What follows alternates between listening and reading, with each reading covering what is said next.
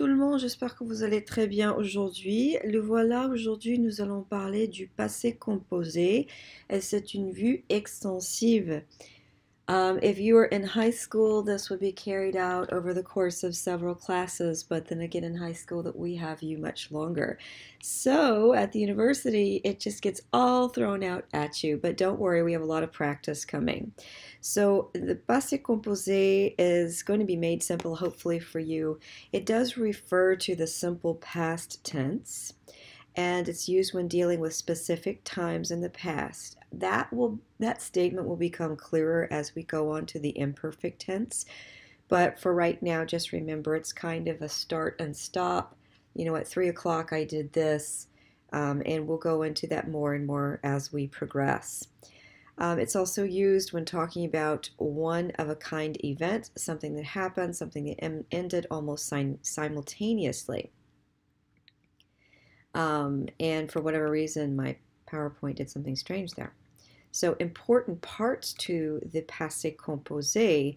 The one thing that you really need to remember is that it's formed by combining two parts.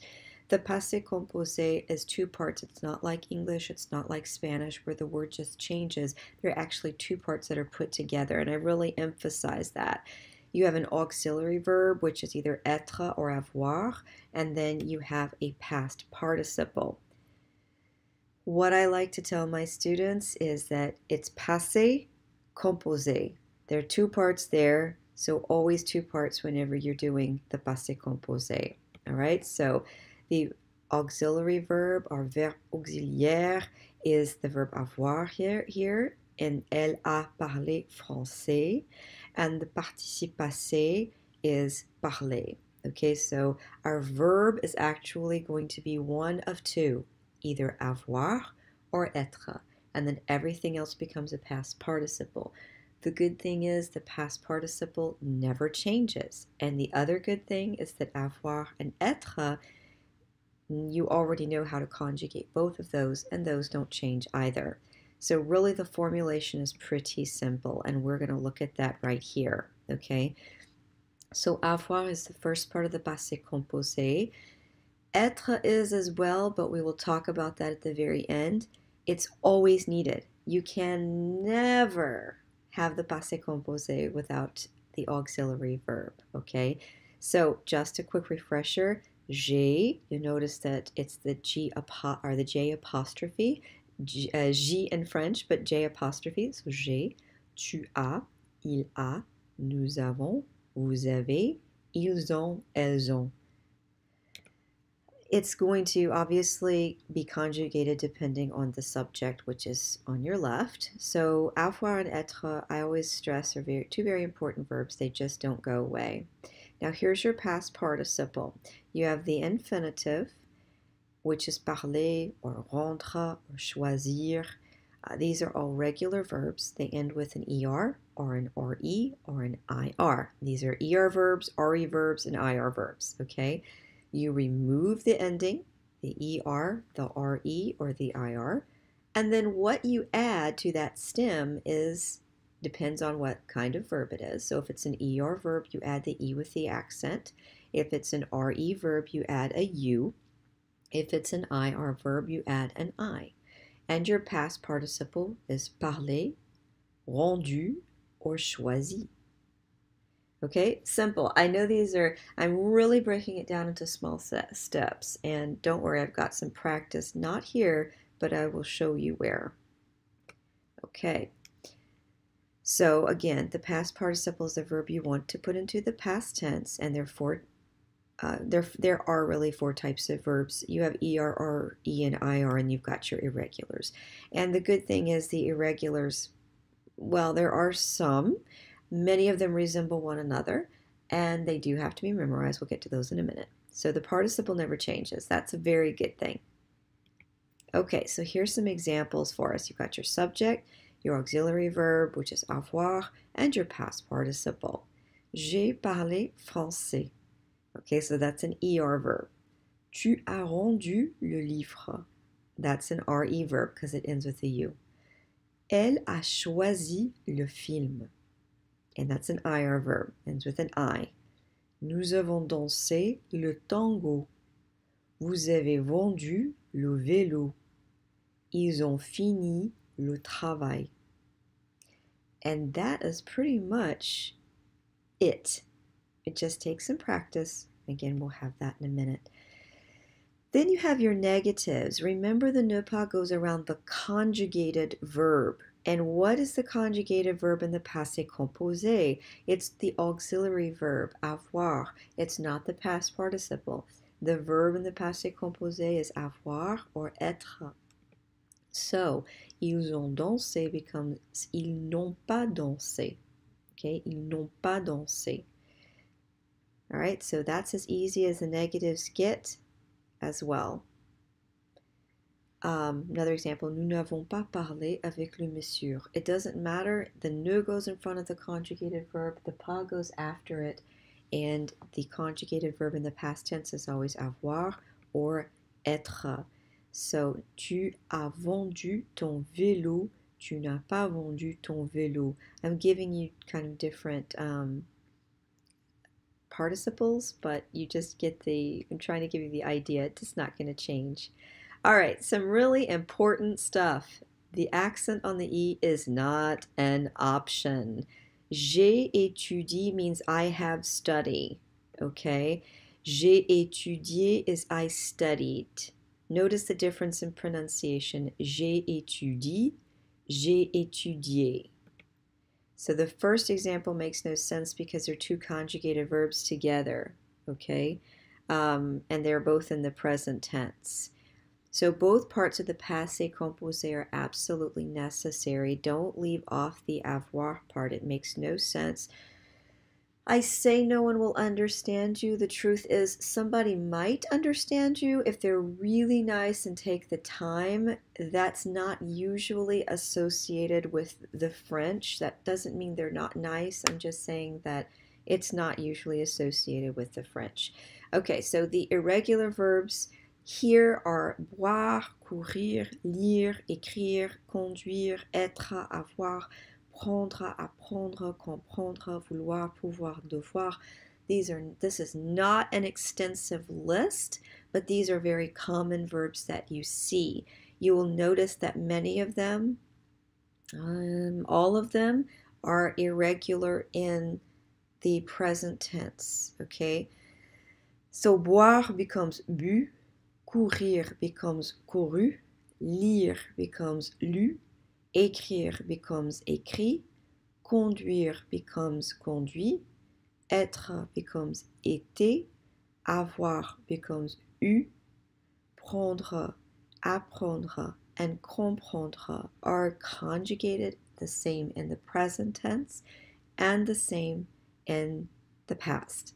Pris, appris, compris. Vouloir is voulu, pouvoir pu, and devoir dû. Please note devoir with the dû has a little hat on it, okay? It's got that accent because if you leave it off, it's of the dû, which also means some. So remember that accent. Okay, and yeah, you just have to memorize those. Examples. J'ai bu un jus. Tu as couru. Il a lu un livre. Elle a écrit une lettre. Nous avons conduit au parc. Vous avez eu un accident. Excuse me. Ils ont été contents. J'ai pris le petit déjeuner. Tu as appris l'espagnol. Il a voulu danser, mais il n'a pas pu. Elle a dû finir le travail. Take a deep breath. Here we go on to the passé composé with être. So, the passé composé can be also can be formulated using the auxiliary être, but it cannot be interchanged with avoir. So it's special. How do you know which ones take which ones? You'll need to memorize them. This is the thing. You memorize the être verbs, you don't memorize the avoir verbs, okay? Quick review of conjugating être. You need to obviously know how to conjugate it, and you have to make sure that you master it. Je suis, tu es, il est, nous sommes, vous êtes, ils sont. Je suis, tu es, elle est, using the feminine this time. Nous sommes, vous êtes, elles sont. There are 17 verbs. So don't throw your hands up in the air. I'm going to give you some options of how to memorize those. But there are 17 verbs to memorize with être. You have aller, and I give you the English obviously in the past participle. Aller, to go. Partir, to leave. Sortir, to go out. Venir, to come. Descendre, to go down. And you can read the rest of those. But you have your past participle, aller, parti, sorti, venu, descendu, retourné, arrivé, resté, entré, rentré, tombé, né, mort, devenu, revenu, monté, passé. The verb passé, by the way, has a little asterisk there. It does mean to pass by and to spend time. To pass by something goes with the verb être. To spend time with someone goes with the verb avoir. So to pass by would be something like je suis passé par la banque.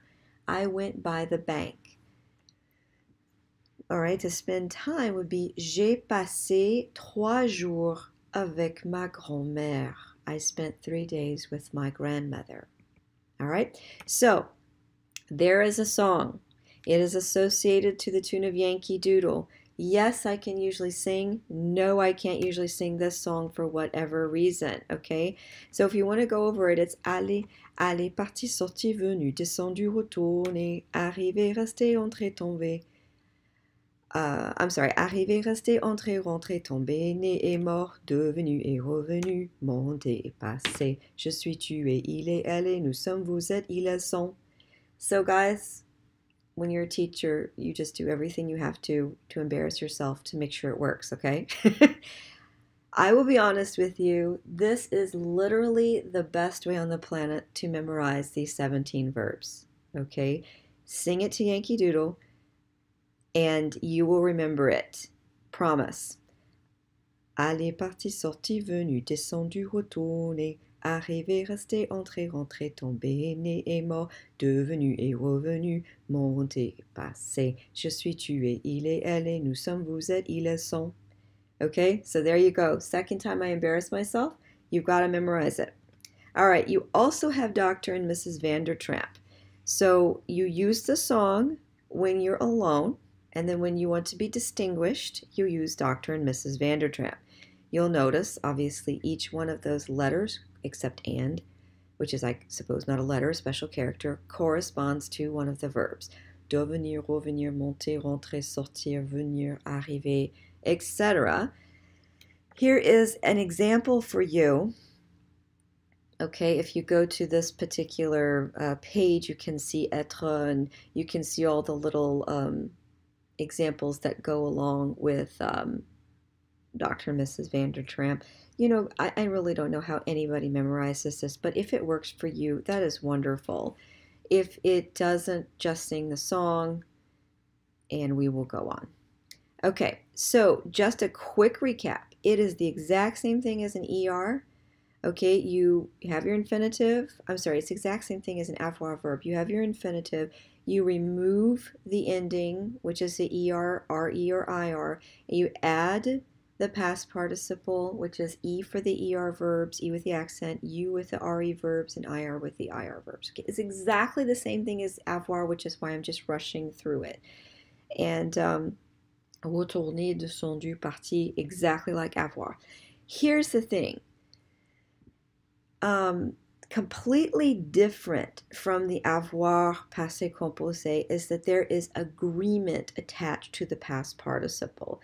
You add an E to the feminine, you add an S to the plural, which means if it's feminine plural, you add an ES, okay? So that bleeds into our next slide where I will break it down very minusculely, if that's a word. So the E for the feminine, the S for the plural. Je suis allé, that's the masculine form. That's why it has an M next to it. Je suis parti, feminine form, has an E on it. Tu es sorti, that's the masculine form, nothing is there. Tu es venu, feminine form, there's an E on it. Il est descendu, nothing there. Elle est retournée, there's an additional E there.